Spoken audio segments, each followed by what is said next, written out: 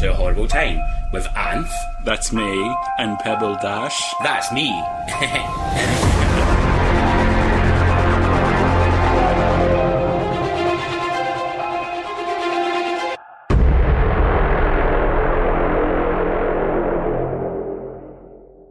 Hi, Gorge.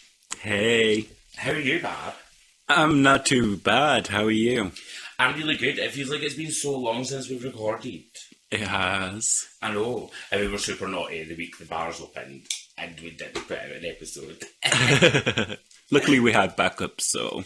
Exactly. But how have you been? How are you finding being back at work and back out in the world? Oh, loving it. Well, you finally got a haircut. I did. It wasn't done by me with dodgy clippers. And it's looking fierce. Thank you. I'm here for it. I love the purple colour in it. Thanks. It's really great describing your hair over an audio medium. I know, right? Just go on my Instagram, you'll see it. Have a look, have a peek. And you've got a mullet.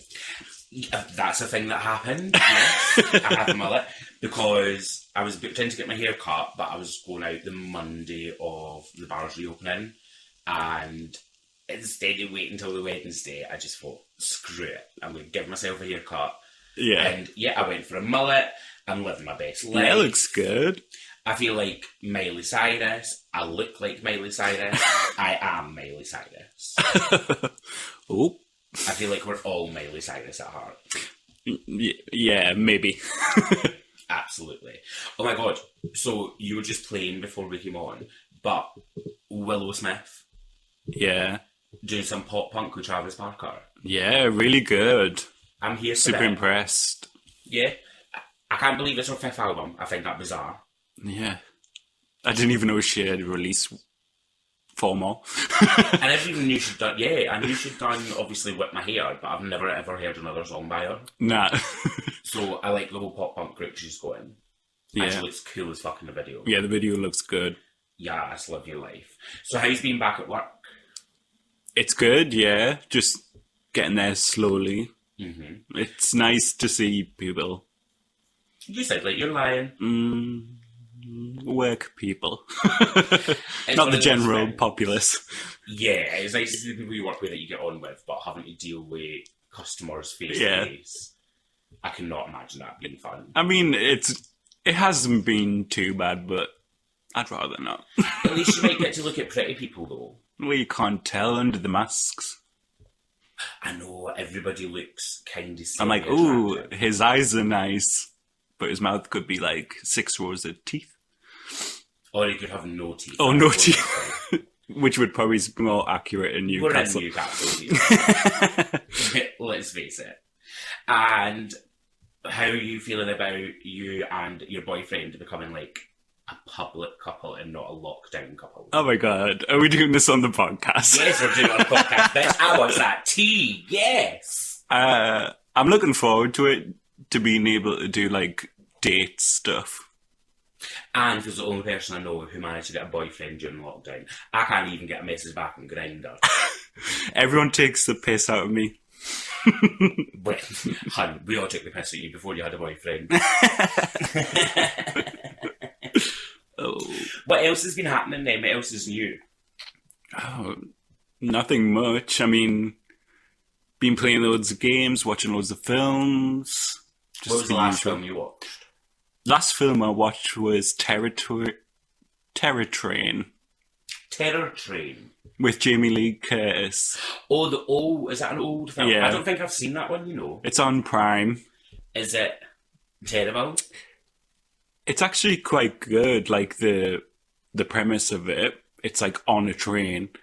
Really? Like the title's a bit shit, but it was alright. What's it about? If you say terror on a train, I'm going back. Terror on a train. They're like a sorority or something, and they played a prank on some dude like the year previously, and he went to a mental institution. Oh. And then does it come back and murder them on the train? Yeah. But he does it in drag. Oh. Yeah, that's the twist. It was me. It was Pebble. This was an old movie, but there was a period in horror where men in dresses were like over perpetuated as being bad. Yeah. And I mean, I can relate to that. Being a man in a dress, and I am bad, and I would murder people if I could get away with it. Yeah, a stereotype of the time. It's weird because obviously the name that we will not say on this podcast released their new book, and there was a huge backlash because of all this nonsense they've said about trans rights and trans existence. But in their book, the kind of storyline that was put out was that the murderer was just a man in a dress. But there was a little bit more depth to it. There was a little bit more. I read the kind of outline for it, and I read like a few reviews and stuff to get a bit more of an unbiased opinion. But yeah, I've never really, because obviously Psycho, Sleepaway Camp. Yeah. There's so many films where it's a man in a dress, and it kind of does perpetuate the trans fear that people have, and yeah, I just think it's a weird choice now. I get it, back in the day people didn't understand, people weren't as quote unquote woke as they are now, but like if a man in a dress is going to kill you, he's not going to be hiding in your closet, and he's not going to be in a toilet waiting for you. He's going to just walk up to you and kill you. Yeah. The same way any other killer would. I mean, the most recent would be the Insidious films. Yeah, that's a weird one though, because it never really registers as a man in a dress. Not the way if you look at like Cherry Falls. Yeah. Where that's straight up as a man in a dress. Like Insidious, it's more to do with like his soul switching kind of thing, isn't it? It's more... I think his mum, you find out in the second one, she made him dress up like a girl. Yeah. Yeah. So that was more like that was somebody doing it to him. He Yeah. wasn't choosing to dress up. Yeah. Which is exactly what happened to me. My dad used to make me wear a dress and sing songs. It's fine, my dad doesn't listen to this podcast. My dad doesn't approve of anything I do.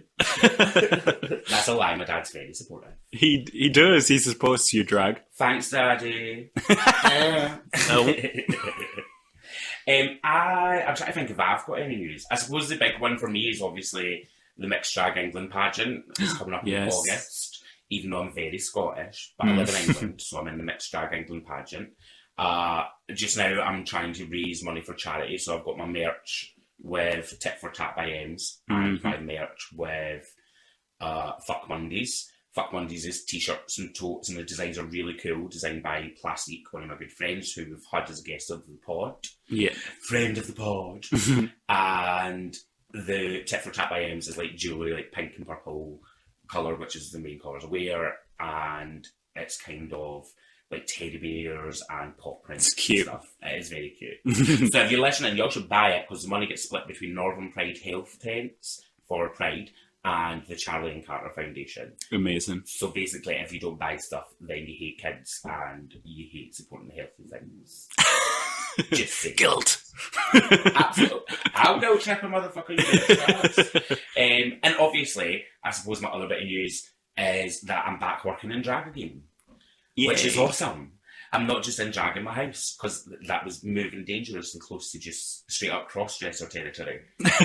Not judging the cross-dressers, boo-boo. If you want to be in your house wearing some feminine clothing, knock yourself out and live your best life. But bitch, I want paid. Yeah. And this is getting paid again. Living. So, horror news. I set you the task, because I'm lazy, of finding us some horror news. So let's share a few little tidbits. Okay, we'll jump right into it. So we've got a new Neil Marshall film, The Reckoning, coming to Shudder in May. So Charlotte Kirk stars as a woman accused of witchcraft, with Sean Pertwee as a cruel judge. Love Sean Pertwee. He's that like quintessential British actor in all the little horrors. Being in everything. Neil Marshall, is that The Descent? I want to say Byzantium as well. Was Byzantium the one about vampires? Oh no, that's Neil Jordan. Was that about vampires? Yeah. Is that the one with Gemma Atkinson? Yes. Arterton. Arterton. Never watched it. Neil Marshall did Dog Soldiers. Ah, yeah. I love Dog Soldiers. Yeah, it's good. It's a classic. It's such a good film. Yeah. I love the main, like the leader of the army dudes. Yeah. When he's lying there with all his guts hanging out. Yeah. Is that Sean Pertwee? I'm sure it is. Oh, that might be. Yeah. And I remember the Georgie guy in it as well, when he's about to be eaten, and he goes, I hope I give you the shits. Yes. Classic. I remember that bit. I love that movie. It's so good. That's one of those, like, great British movies that no one expected it to be as good as it was. Yeah. Especially with werewolf movies, because they can be so hard to do sometimes. Yeah, they can be hit and miss, can't they? Yeah, usually the transition into werewolf is not done great. When does it come out? In May. Next month. Well, this month, actually, by the time this pod comes out. Oh, that's exciting. Yeah. What else is happening? Naomi Watts to star in a remake of Austrian horror Goodnight Mommy. Right. Goodnight Mommy was the two little boys. Yeah. And the mum's, like, bandaged up for some reason. She's just had cosmetic surgery. Yes. I'm sure I've seen it, and there was a big twist. Yeah, there's a big twist. We won't give that away on here. That's exciting. Naomi Watts, I feel like, is such an underused actress. Yeah. Because she's really talented. Naomi Watts, just make sure I'm right, was Jet Girl in Tank Girl. Yes. Yes. Obviously, that's what I remember. I love how you remember from that. But of course, Tank Girl is Tank Girl. Yeah, it's Tank Girl. And she was also in Mulholland Drive. Yeah. And The Ring. The Ring. Yes, she was the mum in The Ring. Mm-hmm. So, yeah, it could be good. She does, like, good horrors like that. She also done a horror about a woman who was kidnapped. She might have been famous. And I'm sure she was, like, taken. Something's stirring in my loins. I feel like this is a memory. I'm sure it was alright. I know she did Funny Games. I loved Funny Games, and I actually enjoyed the remake as well, the English language remake. That is the remake, yeah. That she was in. Yeah. Yeah. But the original Funny Games was immense as well. Is it not also Austrian? Could be. I know it was foreign language. But the remake was really good because it had the beautiful boy for Dawson's Creek, and they done that French art house film. Michael Pitt. Because he looks so innocent. Yeah. Obviously, he's not. Yeah. That was a good film. That was a really good film, Funny Games. Is that... There's a bit in that where they're trying to get somebody to hit the sun? Mm-hmm. Because I think it's her and her son, like, taken hostage in the house by those two kids. That was a wild movie. Yeah, it's really pretty like... film, though. Anything else? Oh, so... Whistler Camp has been announced, a new horror by Blumhouse set in a gay conversion camp. Rude.